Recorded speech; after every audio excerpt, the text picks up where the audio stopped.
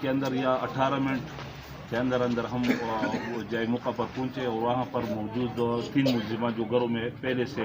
मुतज़न तकरीबन थे, तो उनको पुलिस पार्टी के हमरा अल्लाह ने फजल किया और उनको गिरफ्तार किया, जिनके कब्जे से एक क्लाशनकोव